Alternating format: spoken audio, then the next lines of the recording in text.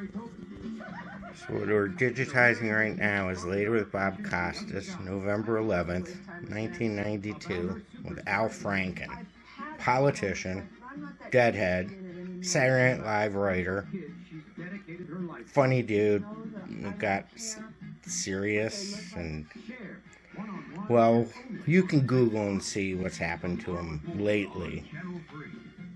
But this is what was going on. Oh my God, Sid Caesar. Now, this is why digitizing tapes is This is wonderful. WKYC What you TV. don't expect to find on them. Thanks for staying up later. Al Franken of Saturday Night Live is with us, except for one interval somewhere in the middle. He's been with the program as a writer and a performer almost throughout its history. The Al Franken decade of the 80s has come and gone, and we'll talk about that in a minute. But last spring, Fred Silverman was on the show, and I brought up your bit about him when he was the head of NBC Entertainment, and he was traveling around in a limo even as the network was faltering, and you did a bit. To this day, although not outwardly angry, doesn't seem pleased by that. Well, you know, I was asked between Dress and Air by an executive from NBC not to do it. And I thought this person was kidding, because I just thought it was a funny piece about the the head of the network. And he was watching the show at home with his kids. I think that's what it all boils down to. And I guess I've grown up a little since then, and I understand why he might have been hurt.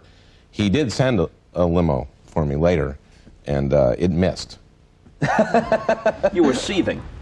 Yeah, well, particularly coming from Al Franken, you know, who I felt couldn't get himself arrested. You know, who every day should get down on his hands and knees and thank God that there is a Saturday Night Live. You know, maybe, you know, if it come from Belushi or Chevy Chase, but to come from some pisha on the show, I would say yes. Well, he took it as a personal attack. As I still think that probably this is a bigger event in his life than in mine. It was that appearance of mine. But you know, if he's watching or gets someone can send a tape of him, I really meant no personal offense. I'm sorry, really honest to God. Sorry. How's that? That's about as sincere as you can make it. Yeah, I mean, I'm sorry. Except for a relatively short absence in the middle. You've been with Saturday Night Live in one capacity or another almost the entire history of the show. What sketches that you've written or appeared in drew the most negative reaction? Most negative. I wrote a thing called I wrote it with Tom Davis, First He Cries. And it was based on Betty Rollins' book, First You Cry, which was about mastectomies. And the premise of the sketch was that the husband of the woman who received the mastectomy is sort of a victim too. More letters too. We got hundreds and hundreds of letters. Now, Betty Rollins wrote me and said that she thought it was very funny. And it was about a guy feeling sorry for himself because his wife had a breast removed, and Gilda was in that, and later, of course, you know, Gilda died of cancer, and she would go to these wellness centers, and people would come up to her and go, "How could you have done that?" So I talked to Gilda later, and I don't know, you know, that's a tough one, but it was funny, and it was meant to be a satire of guys who take that kind of attitude. Yeah, there was another one that I recall got some negative reaction. Also got tremendous positive reaction in the studio with people cracking up. But Jew, not a Jew. Oh yeah, well that's one I can defend. As a Jew, I guess. As a Jew, when I was growing up and watching TV with my parents, if any, you know, if Lauren Green came on the screen, my dad would go, "He's Jewish, you know, Alan." Yeah.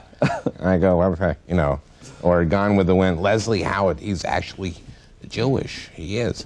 So we always played Jew, not a Jew in my house, and so we did a game show that I wrote, again with Tom Davis and with Jim Downey. Now, let's take a minute to review the rules for Jew, not a Jew. According to Jewish law, anyone whose mother is a Jew is a Jew. So if an individual's father is a Gentile and his mother is Jewish, that person is considered a Jew. However, reverse the bloodlines and that person is not a Jew. But for the purposes of our game, anyone with any Jewish lineage at all will be considered a Jew. Okay, now let's get back to our game. All right? Hands on buzzers now. Hands on buzzers. Mayor of New York. Knudsen's. He's a Jew, Bob. He's a Jew. That's right. That's right. That's right. Mayor Ed Koch of New York City is a Jew. Okay, 10 points. We got to take a time out. We'll be right back after this word.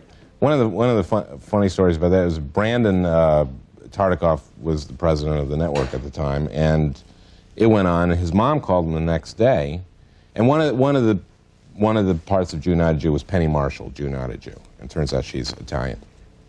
And so Mrs. Tartikoff said to Brandon, how could you allow this on, I'm assuming she sounds like this, I don't know why.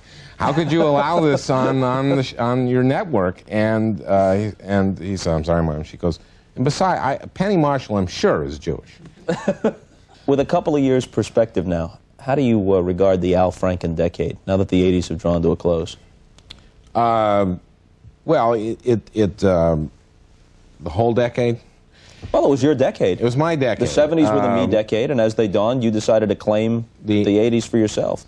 The whole point of the Franken decade was that I was saying everything revolved around me, Al Franken, right? And of course, it was sort of an extension of the 70s, which was considered the me decade, which everyone was very self-centered.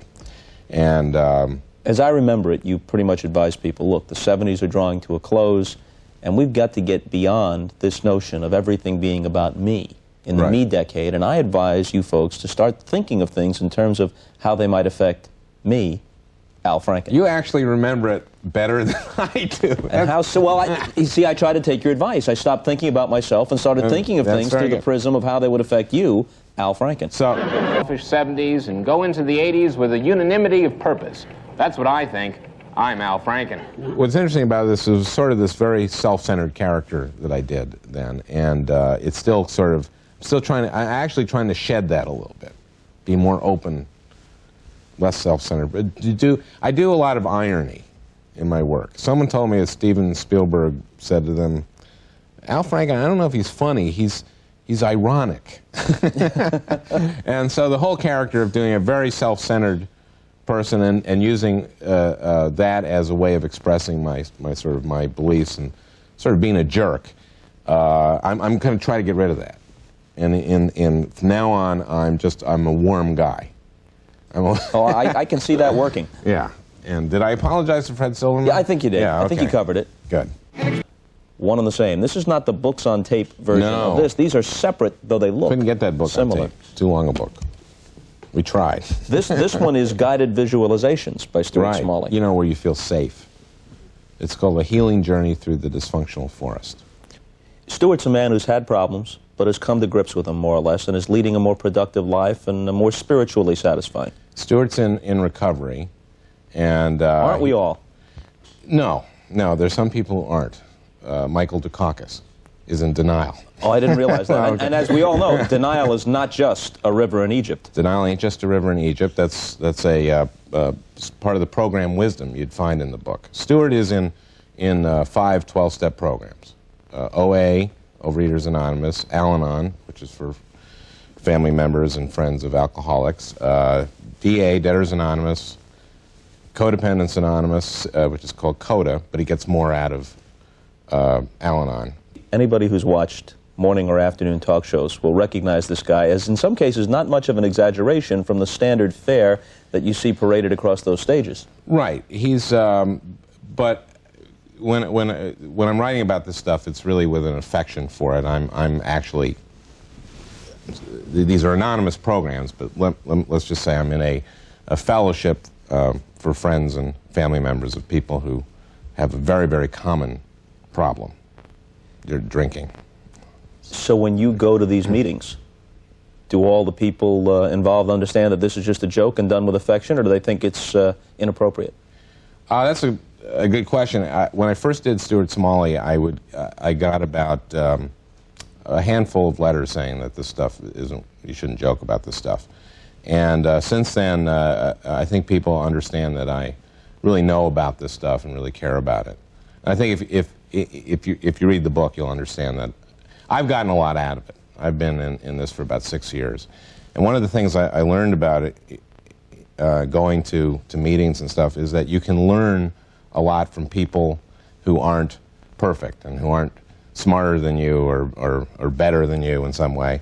And Stuart, to me, represents, the reason I sort of came up with him is I wanted to create somebody who's incredibly vulnerable, incredibly silly in a lot of ways, right, but who actually you can learn some stuff from. Well, he's got a bromide for every situation. Right. You know, it's easier to put on a pair of slippers than to carpet the whole world. That's so true. And I've thought that, but not been able to say it quite so well, so often. And Yes. now there it is, and I've got it at my fingertips. Well, now. there's a lot of these in there. They're called, it's program jargon.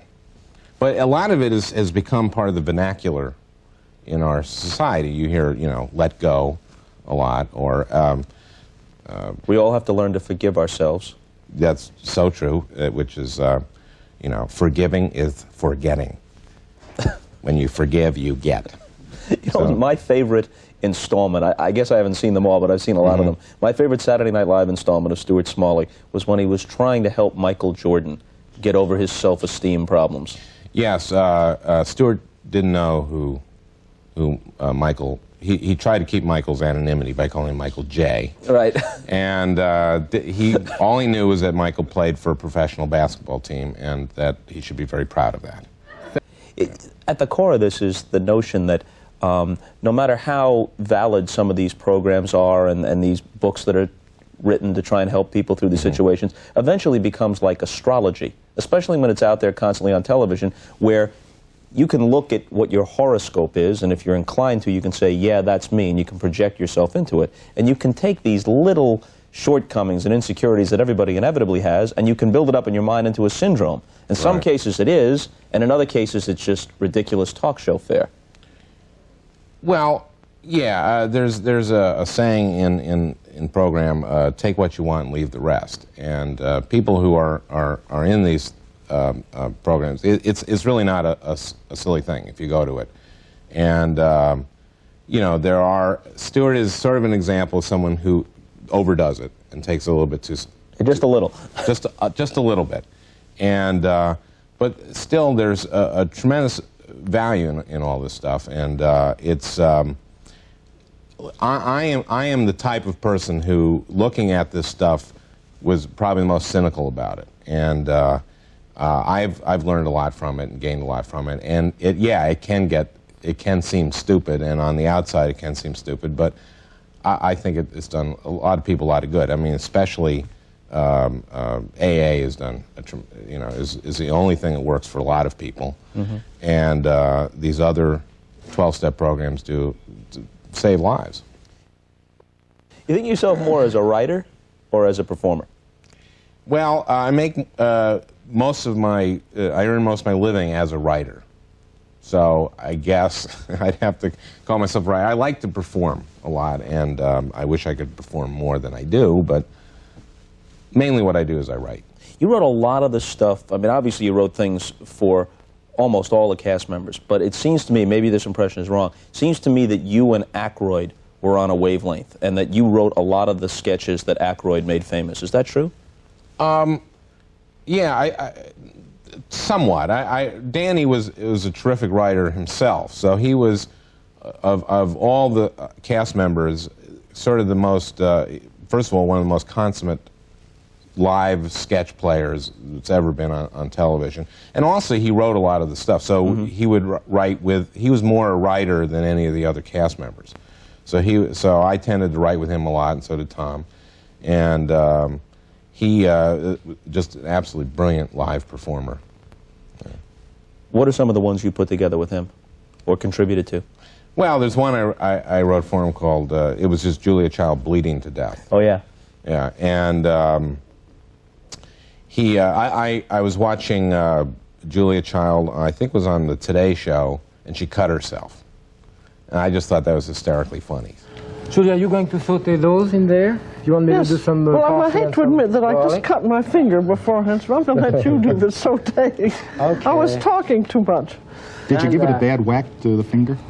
Well, Jackie just sharpened his knife, and they were very, very sharp, and I was talking Yes. too much. And we were a little too crowded, and Yeah. you know, we turn around. I wrote one up with, I guess I tried it in read-through. It was Walter Matthau. I wanted Walter Matthau to do it, and he couldn't quite do it, and Danny ended up doing it the next week, and was just, if you look at it, you can see him sort of, he controls when the blood spurts out, and what was brilliant about his performance was timing the spurts and timing what he had to say with the spurts and with the laughs that are caused by the spurts. Tremendous sketch players on our show now, but that's really something that's very evolved, is knowing how to use a prop like that. Dana Carvey is very much like that. He knows how to milk a piece.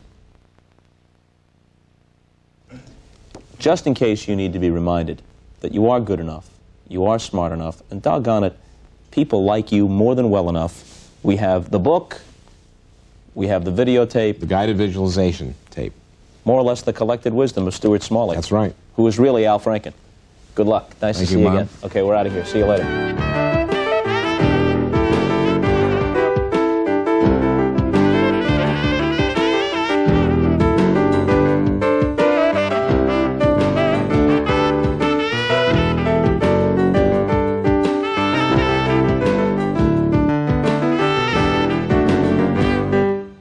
Thank you for watching Cleveland Live Music. Don't worry, this cop that's approaching is not going to interrupt great uploads. He hopefully supports the channel as much as you folks who hit the subscribe button do.